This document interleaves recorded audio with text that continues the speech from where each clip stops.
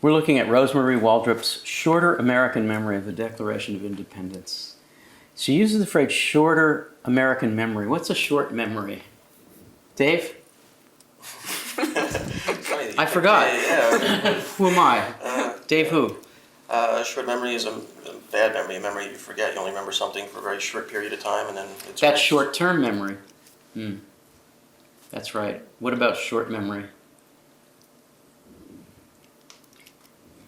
In the context of the poem... No, not in the context of the poem, just in general. Do Americans have short memories? If we say that, what does it mean? Yeah, I guess because we have a young country. You're being very literal about Or you easily forget something. it. Such as what? When we say Americans that have such a short memory, what does that usually mean as a criticism? Well, that they can't refer back to maybe historical precedents that could, Or you keep making the same wisen mistakes them because you don't remember that you've made this mistake before. Okay, Molly, what were you were nodding, so you must have something to say. Yeah, or sometimes it refers to holding a grudge and how quickly we forget something that somebody did to us or that we did to somebody else. Okay. So now, Amaris, what does she mean what does Waldrop mean by using it this way? To me, similarly to how we've internalized at this point the sort of the rhythm of the Pledge of Allegiance from the McGee poem, we also have that rhythm ingrained of the Declaration of Independence, not necessarily with all the specific words equally well memorized. And so even if we listen or read this poem without thinking about the semantic meaning, we're just like, oh, like there's some familiarity there, that sonic veil that someone was talking about. So anybody study history at the university?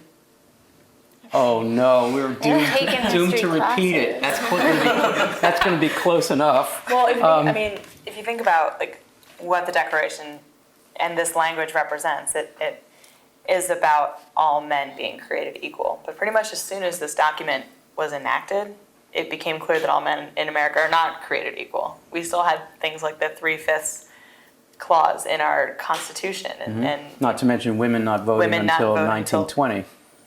Lots of. Okay, so one of the things that we do with longer memories in the United States is we look back at the founding document, this is not the Constitution, this is the assertion that we should be independent from England. We look back and we find flaws or contradictions. But does somebody want to say, this is hard, Max, you always can be counted on to do these things. What does this part of the Declaration of Independence say? Summarize it, go. It's Ivy League tricky. education. What's it say? It says that independence is a natural right. Yes, self-evident. It's self-evident, it's obvious. These truths are self-evident. And then among them are these things, that we deserve this, that we have a right to this, that when a form of government oppresses us, we can throw it off. These are self-evident. What kind of argument is that in terms of debate, logic? They're incontrovertible truths. Yes. It's a priori true that what we say is true. It's a real assertion of independence. I don't have to follow your logic in order to say what I have the right to. Okay. So why does Rosemarie Waldrop apply the N+7 to this? What's her purpose? Allie, what is she trying to do?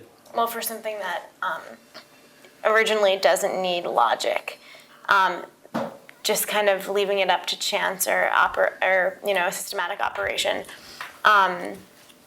is a way of really subverting that, just something that makes so much sense that it doesn't even need to be justified in the first place. Subverting, and then when you got to saying what was being subverted, you gave us a very complicated phrase. What is it? What's being subverted?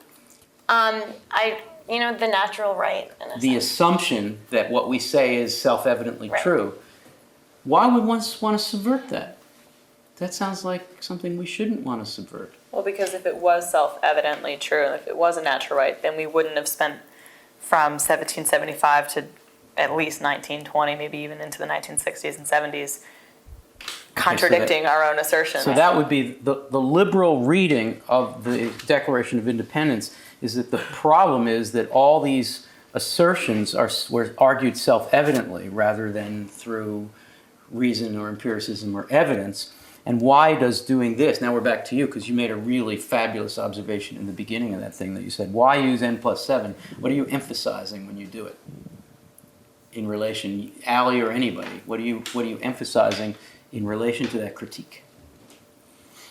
I mean, perhaps the arbitrariness of what it is that we hold to be self-evident. Either the arbitrariness or that the language and the syntax in Waldrop's version argues for, all this stuff to be self-evident, manatees and lightning lice in the pushcart of Harakiri. I think you two and everybody, you're getting close to this, but let's say this clearly. Using n+7 to implicitly critique a document that argues from self-evidence achieves what? You're all close, but I think it needs to be said. Emily? Well, I guess to some extent it says it's not self-evident still, right? It's so easily turned on its head and so Okay. easily pulled apart. So, all right, what we're going to do is we're going to hold, so the three of you have said good things, but I want to hold off and do a slightly close reading of this thing and then come back to that question. I'll repeat the question. The question is, why does n+7, an arbitrary dictionary, go 7 nouns down and replace it with something that doesn't make sense? Why does that aid the critique, you're going to do it, aid the critique of a document that is arguing a priori that something is true? I mean, my second interpretation of this is that, the dictionary, for example, is supposed to be the institution of correctness. Yes. And what does a dictionary, that's the formula for the dictionary. What's the concept of the dictionary? Every word alphabetical. Yeah. Word has a right meaning. Right, yeah. You look it up and you get, it's like a vending machine. You put in your thing and you get out the answer. So it's almost not like- more or less, right? So if I put in mug, I get a mug. So it's almost... That's what a mug is. Aha, the dictionary told me so. But we know that's not true about dictionaries. What is true, Smarty Pants, about dictionaries? Well, I was going to make an analogy and say that the dictionary is for language what, God might be for life in this sense. That, in the those are the conventional self-evident. thinking, in Jefferson's thinking, Exactly. in Jefferson's And in the language. Okay, good. But we know that that's not quite true about the dictionary. I'm not even going to touch what we know about God. That would take longer than we have for this video clip. But as far as the dictionary is concerned, what do we know about its words, Max? True, always and forever, never No, to be no, no, no. revised, The dictionaries not are- contingent, Dictionaries are constantly revised because our language is constantly changing. There's new the idioms. language is changing. And even the first line of Dante, over the years, 40, 50, 60, 70 times, we're going to try to get it right, and we can, and that's a translation of just a little bit. So let's look at some phrases and try to understand how we go from the declaration to what Waldrop has done, and then come back to that final generalization we've been trying to get at. So let's take the word self-evident and make it self-exiled. So what does she do with the dictionary? What does she do with the dictionary, Molly? She goes to the noun and then finds the next noun. Where did we 7 see this past. writing experiment before? In from yesterday. Bernadette Bernadette Mayer. Mayer. Last week Was we last talked week. about it. Yeah, Bernadette Mayer writing experiment. She said try n+7. So you take the noun and do what? Count 7 words down in the Okay. dictionary. So you replace self-evident with self-exiled. Okay. Tell me. Do your ideology saxophone on this. Not really. Tell me how we get from self-evident to self-exiled. Give it a try. It's arbitrary. It just happened. It's the dictionary she chose. Dave, go from self-evident to self-exiled. In context. Self-evident. Self-evident is something that exists on its own. It is part of the thing. It can't be changed. Self-exiled. True in and of itself. Self-exiled sort of implies the self can do something, can take themselves out of it. They can have some impact on it and distance themselves. Okay, that's a good start. Emily, take it a little further. There seems to be a huge difference of an almost sort of antagonism between the definitions of self-evident and self-exiled. That something that's self-evident is something accepted universally, and something self-exiled is something which can only ever not be accepted. They're almost antonyms somehow, and yet they're so close in the dictionary. There's a huge instability that they can coexist in such a sort of short physical and semantic space, I guess. Good. And what you both said adds up to this. Self-evident is an internal, a priori, true in and of itself. And the evidence you need to find to see whether it's true is inside the statement itself. There's nowhere to go outside. Exile is about being from the outside or moving outside in order to look at the inside, which Rosemarie Waldrop, who is an immigrant, would feel, was one of the things that you do. Like you learning French to understand the pledge. Rosemarie Waldrop comes from Germany and elsewhere in Europe. She comes here and she reckons with the Declaration of Independence and actually learning the truth of American democracy, which she certainly appreciates very much, is a way of learning how to exile logic in order to see it the way it should be. Amaris? I think it's also interesting thematically because the Declaration of Independence is supposed to be all-inclusive, but here we know that all the men that were supposed to include excluded women and African Americans, and they had no say in that matter. So saying self-exiled restores the agency of declaring oneself independent of a system that self-evidently does not actually encompass truth or knowledge. I couldn't possibly have said it any better. Amaris. Can we give her a hand? Do you feel good? That was great. Okay, one more, and then we're going to quit on this. So I want to talk about the phrase leaching its fountain pen on such printed matter and orienting its pragmatism in such formula. And that comes from the Declaration, from Jefferson's language, with a little bit of Franklin and Adams rewriting it. Laying its foundation on such principles and organizing its powers in such form as to them shall be seen most likely to affect safety and happiness. Safety and happiness are what we want the government to enable in us. Isn't that true? Boy, is that true. So the phrase is laying its foundation on such principles and organizing its powers in such form, leaching its fountain pen on such printed matter and orienting its pragmatism in such formula. I love this. Who's going to say something about it? Maximilian.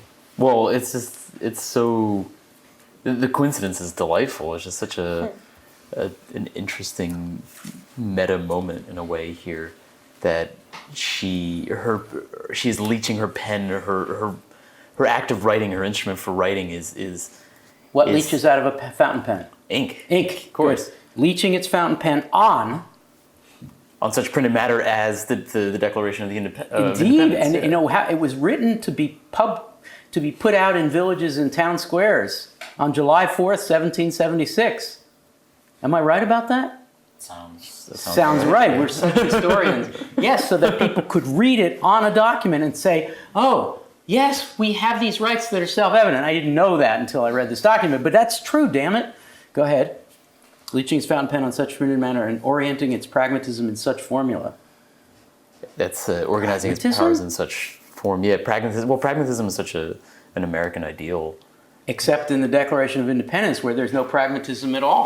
This is self-evident. Self-evidence, yeah. What pragmatism? The opposite of pragmatism. We derive these rights from being human. We are human, and therefore we have unalienable. You cannot separate our rights from us.